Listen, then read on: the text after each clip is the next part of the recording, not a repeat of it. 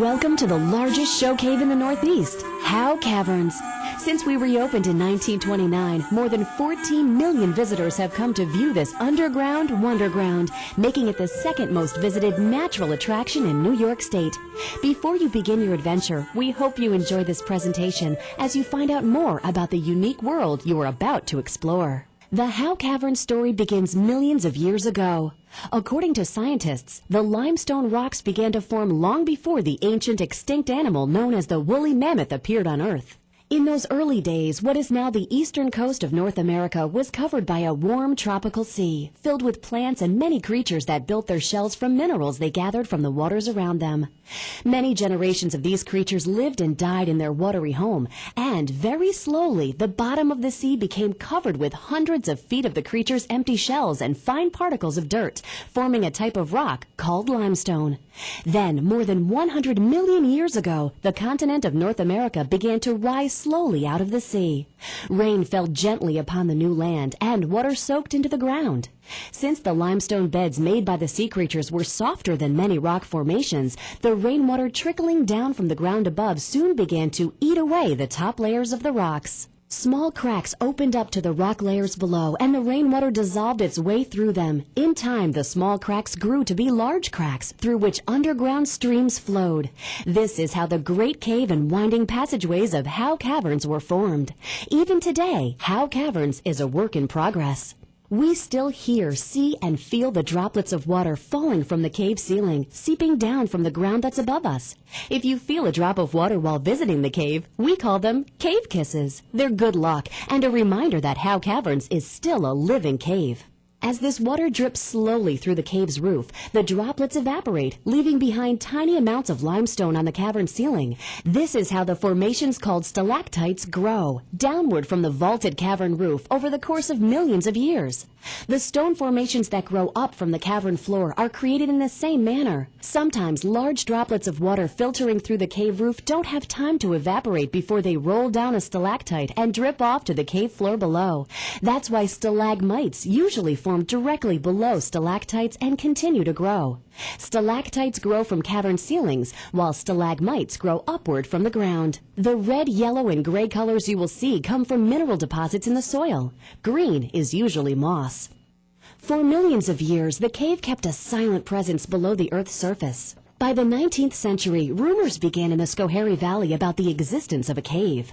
There was a legend that on the hottest of days, a cool breeze came from what was then called Blowing Rock.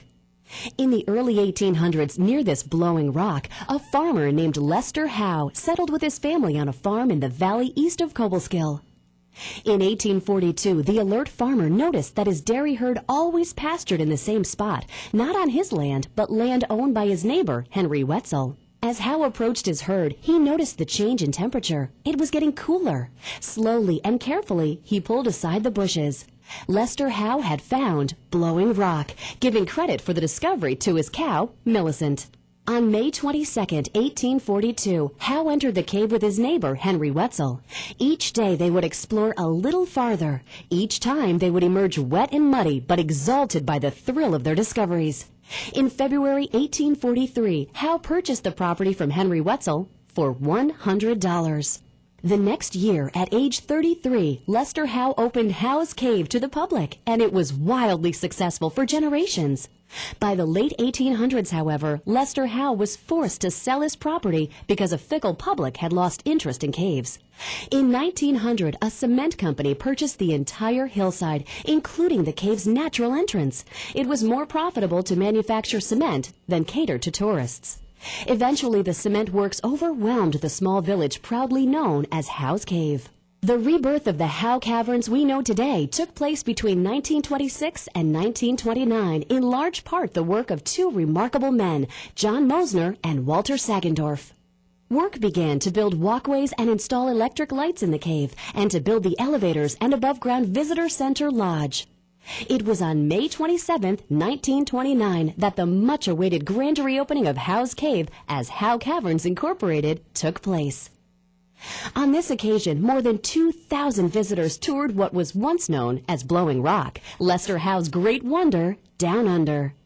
And it has been open to the public ever since, welcoming generations to safe, wholesome adventure. The Howe Caverns adventure begins with your descent in one of two 20-passenger elevators, which travel the 156-foot, 48-meter shafts, the equivalent of a 16-story building, in 30 seconds.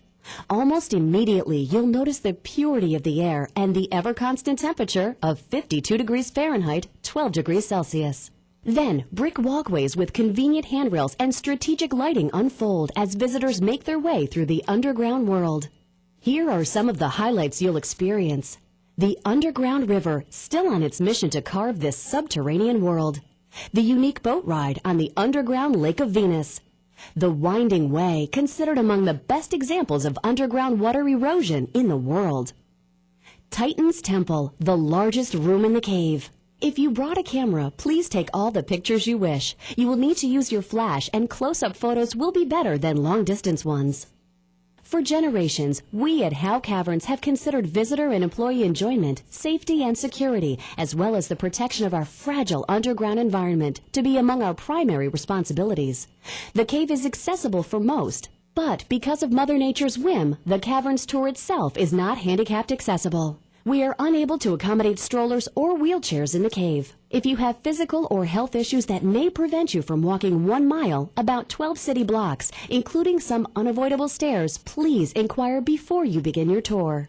If you are planning to tour the cave, remember to follow the motto used by cavers around the world. Take nothing but photos, leave nothing but footprints, kill nothing but time. For your safety and to ensure that this natural wonder survives for another 10 million years, we ask that you observe some guidelines. Thank you for your cooperation, understanding, and help in monitoring your own safety. Please secure the following items in your vehicle or our storage cabinets before you begin your cavern tour. Backpacks and baby backpack carriers. Please note, we can accommodate baby front carriers. Large bags including diaper bags, camera bags, and large purses. Strollers and walkers. While touring, remember, stay warm. Bring a sweatshirt, jacket, or sweater with you. It's 52 degrees, 12 degrees Celsius in the cave. Footwear. Wear comfortable walking shoes. Walkways can get damp.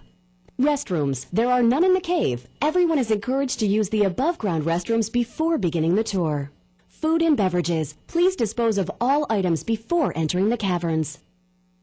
Thanks for visiting Howe Caverns. Now, enjoy your stay. Get ready for your tour and find out why we say you never forget how.